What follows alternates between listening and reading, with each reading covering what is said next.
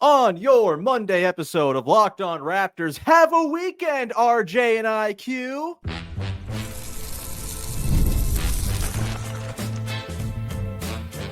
You are Locked On Raptors, your daily Toronto Raptors podcast, part of the Locked On Podcast Network, your team every day.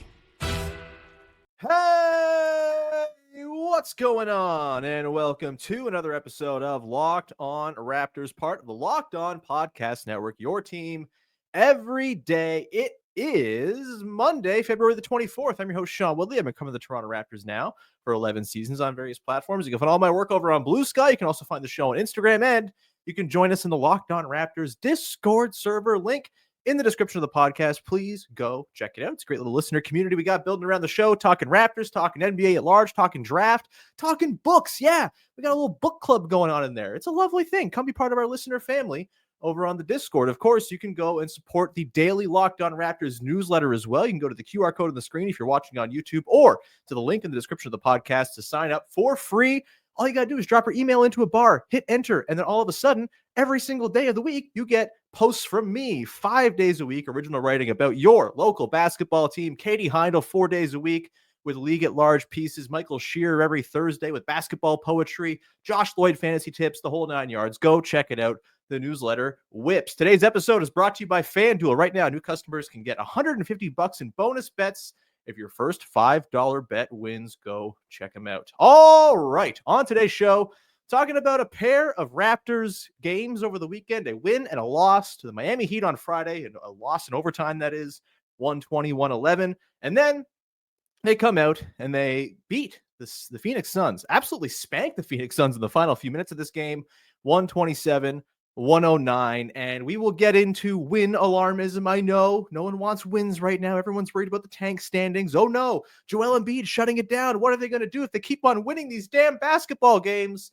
We'll get into why it's okay to accept and appreciate some wins as they come along, because some good stuff's happening. We'll get to the good, the bad, and the of course, as we always do. But let's start off with RJ Barrett and Immanuel Quickley, who were the stars of the weekend for your Toronto Raptors. Friday against the Heat, RJ Barrett, 29 points, 11-17 shooting, 3 boards, 4 assists, was monstrous in clutch time for this team, pushing the game into overtime. And then Immanuel Quickley as well, not a great efficiency night necessarily, just 8 of 21 overall, really struggled from 2-point range, but goes 5 of 11 from downtown. Big late clutch steal followed by walking into a pull-up 3 that helped push this game to overtime. Really good stuff from Quickley. And then he was spectacular, I thought, in the game against the Suns. Really good in the first half, kind of a swoon in the third quarter, then fantastic again in the fourth quarter for Immanuel Quickley. I thought this was just a really nice weekend overall. Barrett, too, 23 points. We'll get into the barrage of threes down the stretch of this game from both IQ and RJ. But I thought in this one, Barrett, as much as he didn't really finish, shooting-wise, he wasn't awesome. 6 of 15. He gets to the line 12 times. You'd like better than 8 of 12, as you always do with RJ Barrett, but still kind of salvaged his efficiency that way. Still was a plus 10. And overall, those two guys, they were the story of the weekend. We'll get into Chris Boucher and Scottie Barnes and all that a little bit later on. But let's talk about Quickley first of all. Look, he couldn't hit a 2 to save his life this weekend. That's for sure. But overall, we're seeing a pretty good run of play here from Quickley. Lo and behold, in his first sustained run of playing basketball all season long, he's finding a rhythm. He's finding his cadence. He's finding his timing. He's figuring out when to be on the ball, when to get off the ball. He is not holding it quite as long, getting the Raptors into their stuff. He's working 2-man game with Scottie Barnes. There was a ton of that last night in important moments of this game where Scottie Barnes and Immanuel Quickley just kind of slowed things down, ran something with the two of them, and the sort of gravity both guys have in different respects had a lot to do with the good stuff they were getting out of those looks, right? You can run inverted pick and roll where Quickley screening for Barnes and then flaring out, sort of Kyle Lowry, Pascal Siakam style. They got a few good looks out of that. You can run just standard pick and roll with those two. And look, I think that's maybe the thing that needs the most work. There's still some timing to be sorted out with Quickley with the ball in his hands, Scottie rolling, finding those pockets where they're, hitting, each other with the correct passes, things like that. Quickley still got to figure that out. But overall, you're seeing those little flare actions and the little sort of staggers they're running atop the arc where teams are terrified of Quickley as a three-point shooter and also very mindful of Scottie Barnes' ability to kind of barrel to the rim and score. And because of that, you're just kind of pulling the defense apart a little bit, just like a stretchy piece of cheese pizza, and you're getting really good stuff out of it. The offense is running really nicely through those two guys right now. And I think overall, you're just seeing Quickley kind of do what I thought he was capable of, do what I think a lot of people thought he was capable of, certainly what the Raptors thought he was capable of over this last little stretch. The numbers are a little skewed on a per game basis because he was on that minutes restriction when he first came back. But since he came back, IQ is at 21 points, 4 rebounds, 7 assists per 36 minutes. So that's since January the 31st. On 65.4% true shooting. He's up to 58% true shooting on the season after a really dark spell to start the season. 65.4 true shooting over this, 3+ weeks, 4 weeks, whatever it's been since he got back. Really encouraging stuff. This is what we've been waiting for all season long from Immanuel Quickley. It's been such a strange season from hell from him. The stop, the start again, the stop again. Like it's just been really, really hard for him to find any kind of footing. And yeah, I'm not surprised he struggled. And again, I think this whole season, there's been this sort of conflation of him being injured and him being bad, where they're just very clearly two different things. And a healthy Immanuel Quickley is just a really useful player on this team. Maybe he's not your sort of every possession run, pick and roll, get downhill, score type of lead guard, but he clearly is a very cool offensive player. You can do a whole lot of stuff with him, both on and off the ball. And he's figuring things out on the fly here now that he's actually had some sustained run to play with this team. He was awesome last night, kind of down the stretch. The threat of his pull up, just like the volume he's able to get up. He took 11 threes in that game against the Heat on Friday. Against the Suns, he took 7. He hit 5 of the damn things. The threat of him pulling up has changed the way defenses have to approach the Raptors offense. It opens up the ability for Quickley to drive and kick to others as well, as we saw down the stretch. RJ Barrett, Scottie Barnes, both getting threes off of Quickley driving kicks late in this game.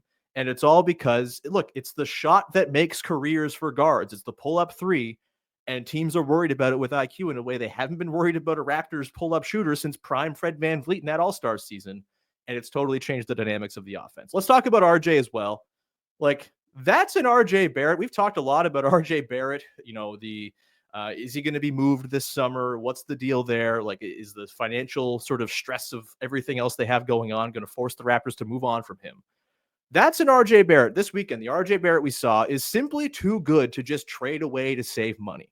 He's the kind of guy who's going to force the Raptors to think long and hard about paying the tax. His scoring is like super valuable on this team right now. Do I think he's as good a scorer as Brandon Ingram? No. Do I think he's going to fall down the pecking order a little bit once Ingram is playing and healthy? 100% I do.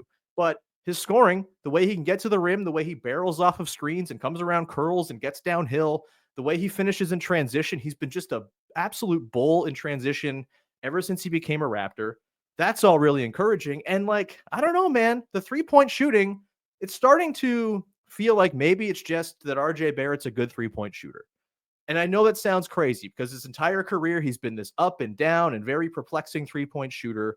Really bad on pull-ups, just really, really bad on pull-ups. There was one situation on Friday against the Heat, actually, where they ran an out-of-timeout play that ended up with an RJ Barrett pull-up 3. And I was sitting with Ahmed Man from Sportsnet, and we just kind of looked at each other like, RJ pull-up out of the timeout? It went down. It was great, but he's just like never takes those shots because he's not very good at them. But the catch-and-shoot stuff, it seems to be very real with him now. We're now over a year of him just being a very good catch-and-shoot 3-point shooter. Last year, with the Raptors, RJ Barrett shot 39.3% on 3.7 catch-and-shoot attempts a game. Very, very good. Barely attempted any pull-ups. I think he attempted 3 pull-ups in his entire time with the Raptors down the stretch last year. They cut that shot out entirely. There have been a few more pull-ups this year, I think largely during times where Scottie Barnes was unavailable and Immanuel Quickley was unavailable. We're not going to see him take a lot of pull-ups with those guys healthy for sure. But this season so far, 4.6 catch-and-shoot tries a game. That's pretty decent volume. He's shooting 37.6% on those. That is eventually going to be a thing that scouting reports start to adapt to. He's eager. He's willing. He's never passing down an open look. That's half the battle. He thinks it's going in. That's a big part of it too.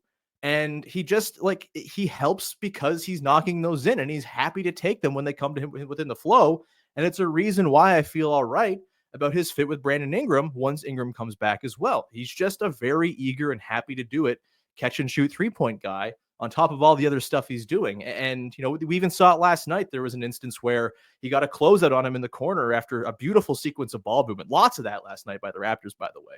Really great sequences of like 3, 4, 5 passes pulling apart the Suns defense. But there was one in particular, I think it was the first half, swings to RJ in the corner, and the closeout's coming hard, and he just like drives right by a dude. I think he ended up kicking it to the corner out of that, or maybe scored. I can't remember exactly, but I do remember him dusting a closeout. And like, that's huge. That's the next step in how defenses approach him. And eventually it's just going to be undeniable. If he's hitting 37 to 39% of his catch and shoot threes, you just got to guard that. You just have to. They're coming above the break. They're coming from the corners. They're coming from all over the place. RJ and IQ, man, really good stuff this weekend. And RJ, again, like I talked about him last week, as like the most interesting guy to watch in the Raptors right now. He can play himself into the plans if he's just too good to go and move for, a roster balancing, money saving trade. He could also play himself out of the plans if the defense falters and the offense falls off or anything like that. But it's looking like the former right now. He was really good over the weekend. And man, that was so much fun down the stretch of that game against the Suns, where you have Quickley and Barrett and Barnes too, all getting in and just cashing in triple after triple after triple. You get 2 threes from Quickley, 3 straight threes from RJ. You get a Scottie 3 as well in that mix. I think IQ assisted on all of the RJ and Scottie 3s down the stretch of that game, on top of hitting his own 2. That was like the BBQ trio working in harmony. You love to see it. Had a great time. And I know some people did not have a great time because the Raptors ended up winning this game, which people don't want. I'm here to tell you, though, it's all right to accept and appreciate the odd wins, especially when good things like we saw last night in terms of like the core guys who matter are happening. We're going to get into why that is, talk a little bit more about win alarmism, needing to take a break for a day, coming up in just a second. Today's show is brought to you by our friends over at DoorDash. NBA fans, get ready. They swoosh, you save. Thanks to Dash Pass, every time a player drops 50 or more points in a game, you score a huge deal the next day. It's simple. When any player scores 50 or more in a game during the 2024-25 NBA regular season, Dash Pass members get a 50% off an order up to $10 off, that is, the next day from noon to midnight. Look, it's a great thing when you're sitting around, maybe you're busy, you've had a long day, you want to go order some food. Dash Pass, if you know that the night before a guy scored 50 points in the NBA, gives you another excuse to just go order some food. Take a night off cooking, baby. Sometimes you got to treat yourself. Dash Pass can help you do that. And right now, sign up for Dash Pass and be ready to save. When any player scores 50 or more in a game, Dash Pass members get 50% off an order the next day, up to $10 off. Just use promo code NBA50 from noon to midnight after a 50-point game on eligible orders at participating merchants. Must have an active Dash Pass account. Terms apply. Visit DoorDash to learn more. And look, it's cold, it's slippery, it's slushy, it's treacherous. Tip your drivers.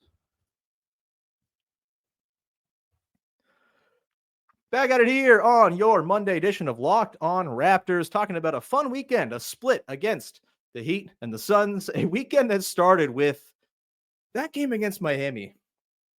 Scratching my brain, trying to think of when was the last time the Raptors had that ethical a tank loss. Like, they've had plenty of ethical tank losses all season long. This might have been the pièce de résistance, like a really fun game where they push it into overtime with a strong fourth quarter, key guys doing important things. Then they get into overtime and they just kind of lay an egg and lose.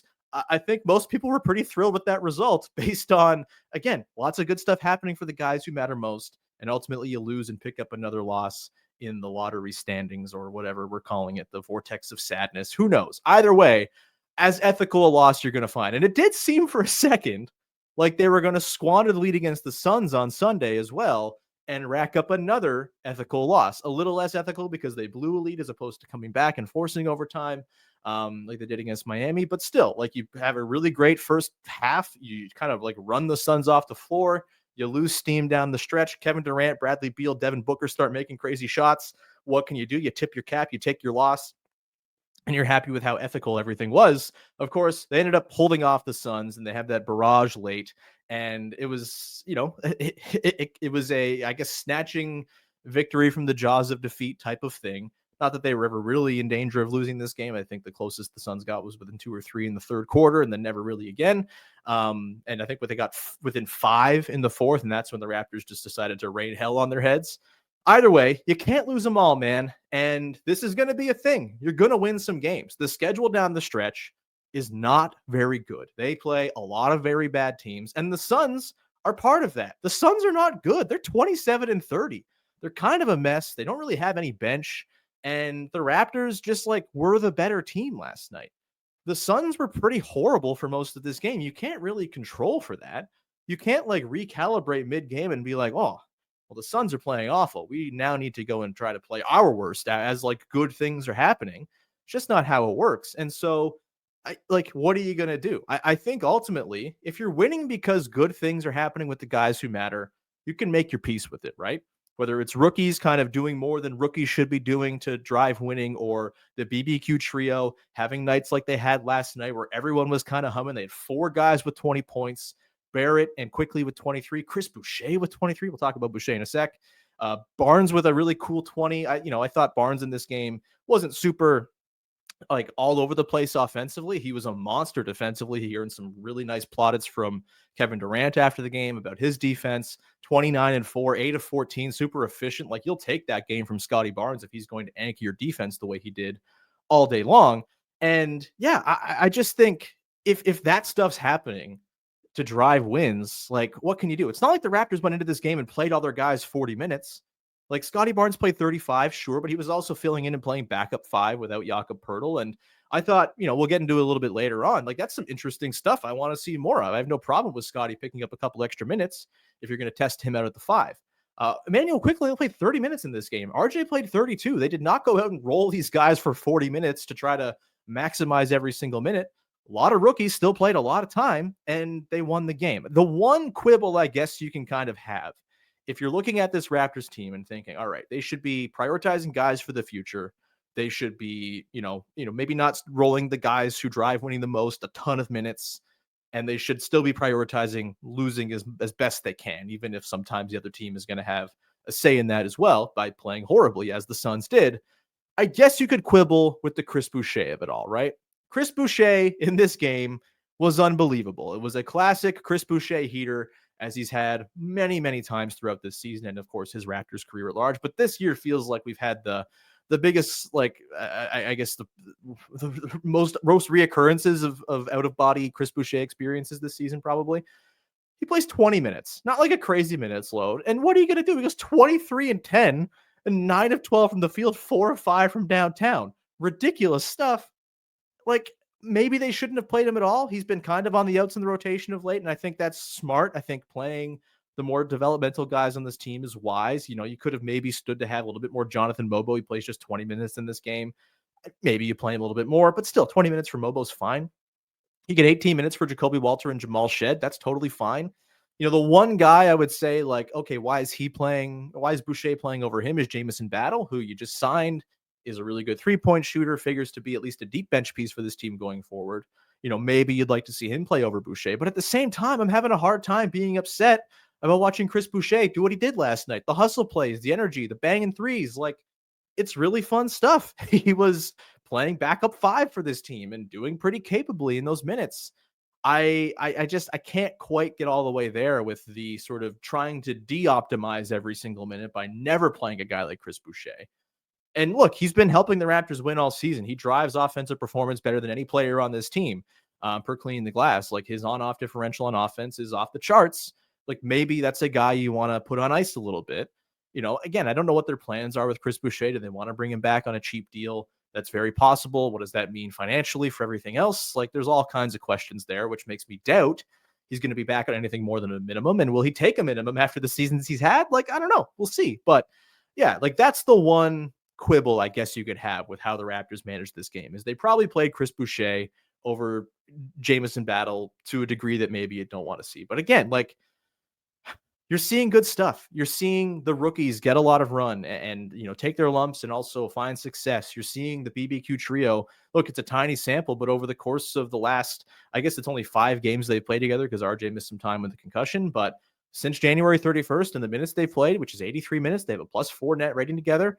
Like, that's tiny sample. It's no great shakes, but it's encouraging as like a first or second step.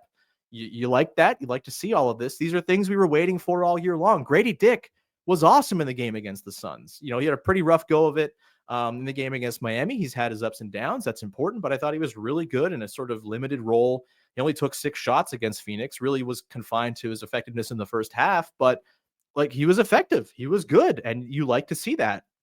I have no problem with them rolling a lot of Grady Dick out there. And if it wins them games, it wins them games.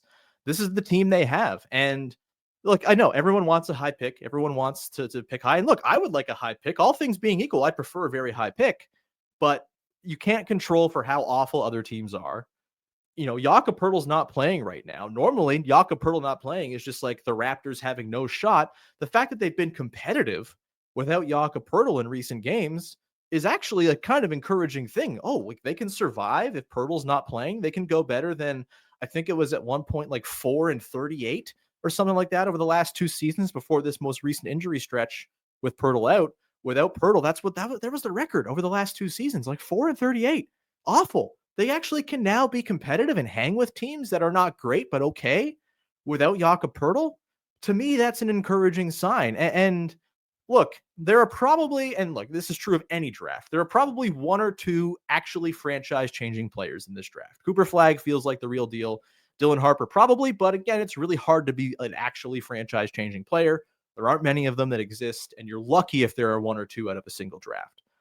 It'd be great to get one of those guys. They're not going to be in position to have the best shot at one of those guys.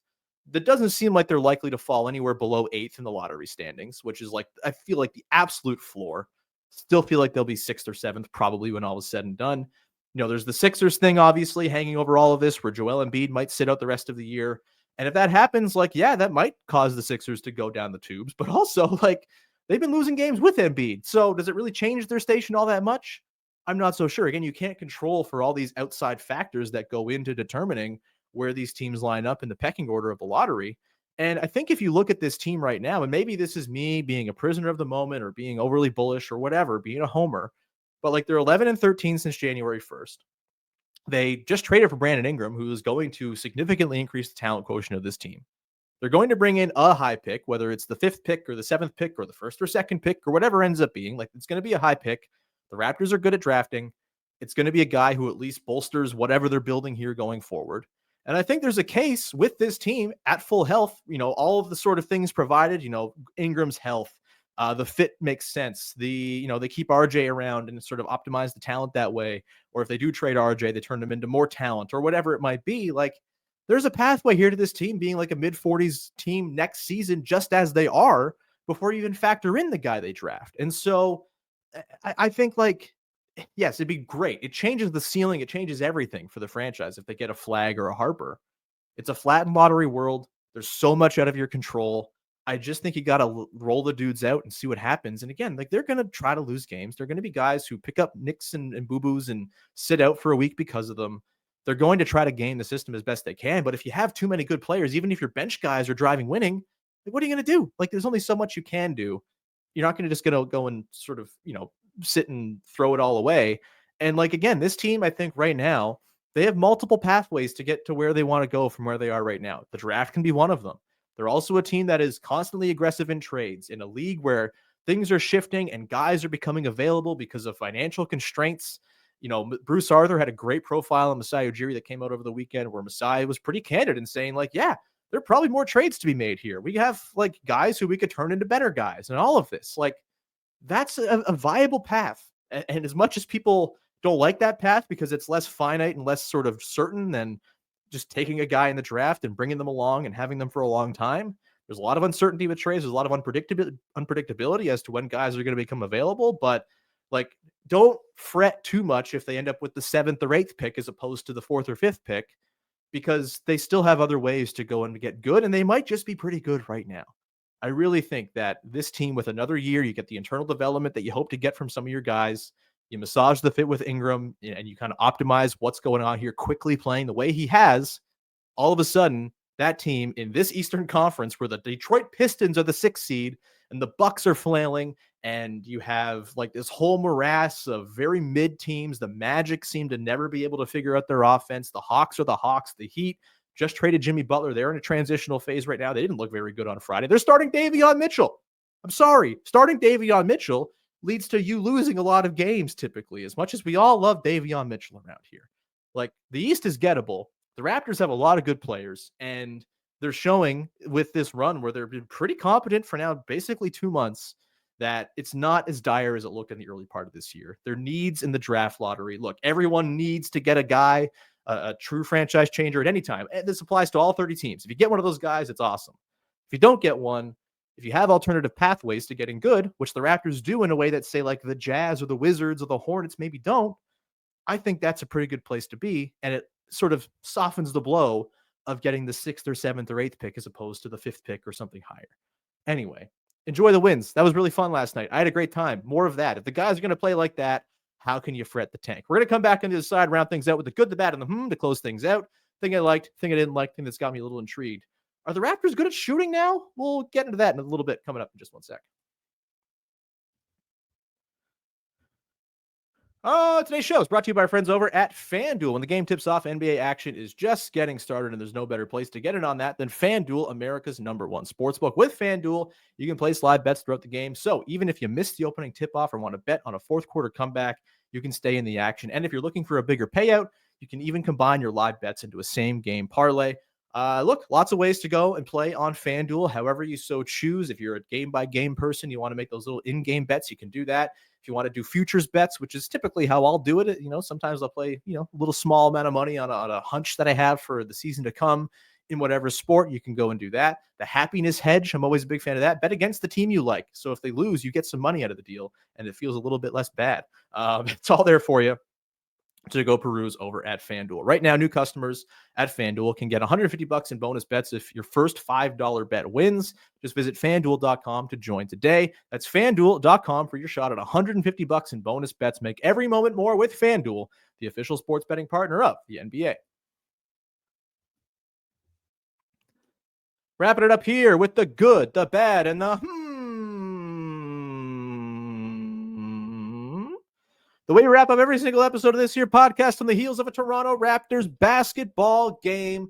Thing I liked, thing I didn't like, thing that's got me a little bit intrigued from the latest in Toronto Raptors hoops. The 3-point shooting, baby. That's my good. Over the weekend against the Miami Heat, they go 17 of 43 from downtown, 39.5%. You love to see that. They follow it up by going 20 of 35 against the Suns, obviously bolstered by the 6 threes, I think, in a row they made down the stretch from Scottie to IQ to IQ to RJ to RJ to RJ. Like, really great stuff. They're not going to shoot 57% probably again at all this season, but I do think the overall idea that this team is actually becoming a good 3-point shooting team kind of has some juice. They're never going to be a high volume team, right? This is not going to be a team that's matching the Celtics for launching a ton of them. But if they can bang a good percentage of the ones they take, that is like a recipe for a good offense, especially with their shot profile, especially with how this team lives at the rim. If you're just taking like a requisite number of threes, not like a league low for, frequency, you're just kind of in the middle or sort of even on the fringes of the middle, even bottom 10. But if you're hitting your threes at a high clip, that's going to change things for you. They're 6th in 3-point percentage since January 1st. That's huge. It's a small sample. It's tiny. It's shooting variance, all of that. But when you dig in and look at the team, there's a lot of interesting shooting talent here. You've got Immanuel Quickley, who right now is shooting like 44% on pull-ups. Absolute bonkers, crazy bananas stuff. That's amazing. He's not doing well from catch and shoots right now, just 32%. Historically, he's kind of around high 30s, low 40s from both types of shots. I'm not at all worried about his catch and shoots, and the pull-ups are absolute butter right now. An absolutely game-changing shot for him and the entire team with the way it warps the defense. Grady Dick, not really hitting his shots, but like, I tell you what, defenses guard Grady Dick like he's going to hit his shots. That's the thing that matters with shooting. RJ Barrett, we talked about it. Eventually, the scouting report's going to shift if he keeps on hitting catch and shoots the way he has over the last calendar year plus. Ochai Agbaji is still hitting 39% of his of his overall threes right now on the catch. He's in the mid 30s or low 30s from pull-ups. He never takes pull-ups. He's all catch and shoots. Jamison Battle, Jacoby Walter has come around. He's shooting 36% on catch and shoots since December the 1st. eventually Brandon Ingram's going to join this team. And he's not someone who's taken a ton of threes historically, but he's always been a very good 3-point shooter, particularly off the catch. Like, this is a team that has a couple of sort of downhill creative forces in Quickley and Scottie Barnes, who can, get the ball at the post and create from there. If you have just like a bunch of catch and shoot guys on this team around those two dudes, Quickley using the threat of his pull up to, create more drives and advantages and kick from there, and you feel good about the guys taking these shots, like, they can put a lot of shooting into all of their lineups right now. They're never going to be the Celtics. Never. They're probably never going to be like a top 10 accuracy team. They don't have a ton of pull-up juice. Maybe Ingram can kind of tap into it a little bit, but Quickley's really their only guy with like serious true pull-up juice right now. But still, like, we're a long ways away from teams of the past where like Gary Trent Jr. was the only viable shooter who you thought, oh, he's going to make that. OG Anunoby had his moments here and there, but he also was a little bit hot and cold at times and sort of streaky.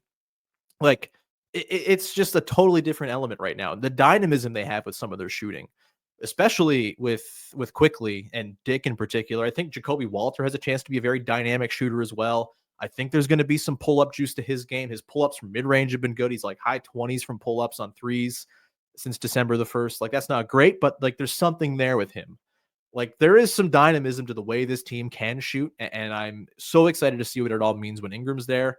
If they can just be an okay overall 3-point shooting team, middling volume, pretty good accuracy, that is going to make this team pretty damn tough to guard, because the way they get to the rim and the way their offense is designed to just funnel things to the rim, it's going to help offset any sort of, math deficit they have because they don't take as many threes as the Celtics do. And look, a lot of really bad teams are near the top of the league in 3-point attempts as well. Food for thought. Bad. What was the bad in this game? I'll say the offense bogging down without Jakob Poeltl. More so a thing on Friday night against the Heat. I mean, the overtime really felt just like an entire sort of test case of why Jakob Poeltl is important. Orlando Robinson, bless his heart, he's been good defensively for the most part. He's good on the glass, but doesn't have that push shot down. So the pick and roll with Immanuel Quickley is not super potent. He's not a good passing, like, connective big the way Jakob Poeltl is. He'll stand out and like attempt a three, but teams don't care about it. And Poeltl, while he doesn't shoot, he's someone who can sort of manufacture space with his dribble handoffs and the way he works away from the basket, passing from the elbows, stuff like that. It's going to be really hard for the Raptors to stink too loudly with Poeltl back in the lineup whenever he gets back. He just makes things that much more smooth. And the fact that they played this well recently without him is very encouraging stuff. But yeah, it's not having him. I mean, Darko talked about it after the game on Friday, just not having that sort of connective, the screening, like, he's just so obviously the best screener on this team, one of the best screeners in basketball.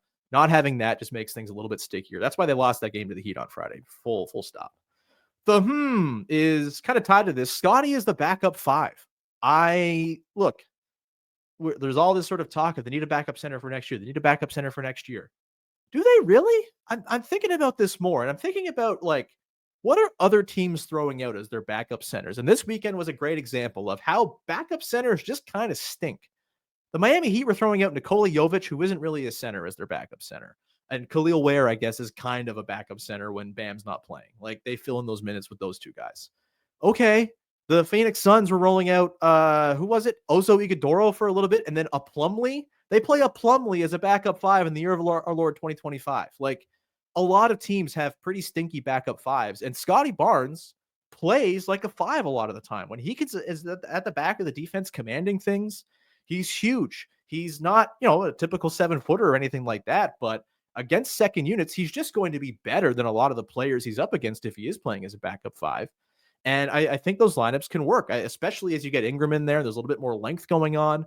Like, who knows who they draft in the summer, whatever. Like, if they get another wing, like, they can just kind of roll out these wing heavy lineups where Scottie can be your backstop. And for, 12 minutes a game, that's totally fine. You can get by with Jonathan Mobo doing that similarly as well. Backup centers stink. There are not a lot of good backup centers in the NBA. Teams that have good backup centers are the exception, not the rule. And I think Scottie Barnes, plus a couple of other guys kind of filling in the gaps, maybe you don't have to go and sort of devote huge resources to a backup center when you have a guy in Barnes who has shown to be a jack of all trades, who can just kind of do everything, play every position, fill all sorts of different roles. The defense has been awesome with him. Again, he earned some serious praise from Kevin Durant, future Toronto Raptor Kevin Durant last night, over his play defensively and the way he's kind of mastered their scheme. Maybe the backup center question is not that big a concern. Maybe you don't have to trade RJ Barrett for a backup center, I guess is what I'm saying. Either way, we're going to leave it there. Thank you so much for rocking with the show. We'll be back again tomorrow. I'm off to now playing the Toronto Raptors media game, which will be a ton of fun. Maybe we'll have some notes on that tomorrow. Katie Hondel's going to be back in the pod as well tomorrow, which very, very much looking forward to that as she's back from her trip down to San Francisco for All-Star. Either way, follow, subscribe, rate, review, tell a friend, newsletter, QR code on the screen, link in the description of the podcast, Discord, link in the description of the podcast as well. We will talk to you very soon. Thanks so much for hanging. Bye-bye.